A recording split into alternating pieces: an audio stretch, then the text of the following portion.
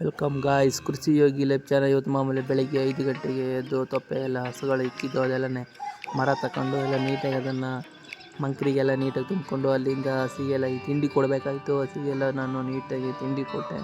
ತಿಂಡಿ ಕೊಟ್ಬಿಟ್ಟು ಮತ್ತು ಅಲ್ಲಿ ಆಡು ಕುರಿ ಎಲ್ಲ ಕೊಟ್ಟಿಗೆಯಲ್ಲಿ ಎಲ್ಲ ಹಾಗೆ ಮಲ್ಕೊಂಡಿದ್ದು ಅವೆಲ್ಲನೇ ಎಬ್ಸಿ ನಟರಪ್ಪ ಸಾಕು ಬೆಳಗಾಯ್ತು ಅಂದ್ಬಿಟ್ಟು ಅವೆಲ್ಲನ ಇಟ್ಕೊಂಡೋಗಿ ಆಚೆ ಕಟ್ಬಿಟ್ಟು ಕರುಗಳೆಲ್ಲ ತಗೊಂಡೋಗಿ ನಮ್ಮ ಸೈಟ್ ಹತ್ರ ಅಲ್ಲೂ ಹಸುಗಳೆಲ್ಲ ಇಟ್ಕೊಬಂದು ಅಲ್ಲಿ ಕಟ್ಟಾಕ್ಬಿಟ್ಟು ಅಲ್ಲಿಂದ ಒಂದು ಮಂಕ್ರಿ ಕಸ ತುಂಬಿತ್ತು. ಕಸ ಎಲ್ಲನೇ ಹೊತ್ಕೊಂಡು ಹೋಗ್ಬಿಟ್ಟು ನಮ್ಮ ತಿಪ್ಪೆಗೆ ಹಾಕ್ಬಿಟ್ಟು ಅಲ್ಲಿಂದ ಕೊಟ್ಟಿಗೆ ಎಲ್ಲ ಗಲೀಜಾಗಿತ್ತು ಅದೆಲ್ಲನೇ ನೀಟಾಗಿ ವಾಶ್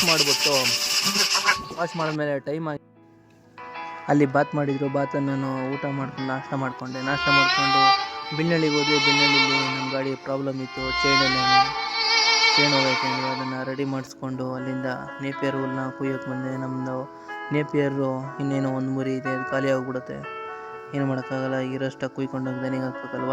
ಆಮೇಲೆ ಅದೆಲ್ಲ ತುಂಬ್ಕೊಂಡು ನೀಟಾಗಿ ಕುಯ್ಕೊಂಡು 1 ಕುಯ್ಕೊಂಡೆ. ಅದನ್ನು ಒಬ್ಬನೇ ಎತ್ಕೊಂಡು ಗಾಡಿ ಮೇಗೆ ಮಡಿಕೊಂಡು ಅಲ್ಲಿಂದ ನಮ್ಮ ಡಾಲಿ ಬಂದ. ಅದಕ್ಕೆ ಡಾಲಿನ ಹುಲ್ ಮೇಲೆ ಹಿಂದೆಗಡೆ ತುಂಬಿಸಿ ಕರ್ಕೊಬಂದೆ. ಆಮೇಲೆ ಇಲ್ಲಿ ಆಡು ಕುರಿಗಳಿಗೆ ಇನ್ನೂ ನಾವು ನೀರು ತೋರಿರಲಿಲ್ಲ. ಅವಕ್ಕೆಲ್ಲ ನೀರು ತೋರ್ಬಿಟ್ಟು ಅವಕ್ಕೆ ಸ್ವಲ್ಪ ಅಲ್ಲೇ ಮೇವು ಹಾಕ್ಬೇಕಿತ್ತು.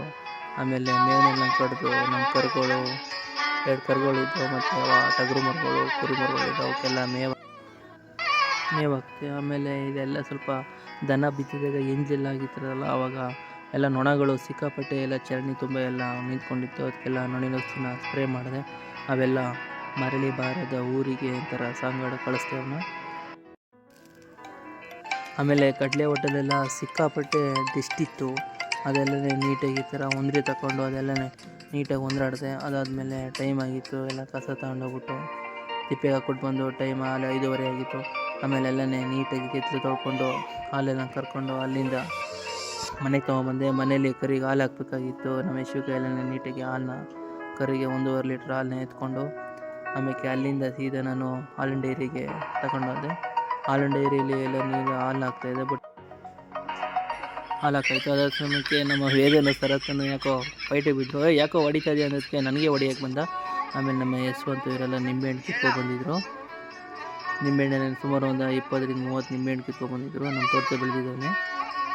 ನಿಂಬೆಹಣ್ಣನ್ನೇ ಕಿತ್ಕೊಬಂದ್ಮೇಲೆ ಅವೆಲ್ಲನೇ ಮತ್ತೆ ಸಂಜೆ 6 ಗಂಟೆ ಆಗಿತ್ತು. ಅದೆಲ್ಲನೇ ಆಡು ಕುರಿಯೆಲ್ಲ ಬಿಚ್ಚಿ ಹೊಳಿ ಕಟ್ತು. ಅವನೇ ಕಸ ಹೊತ್ಕೊಂಡು ಹೋಗ್ಬಿಟ್ಟು ತಿಪ್ಪೆ ಹಾಕ್ಬಿಟ್ಟು ಬಂದ.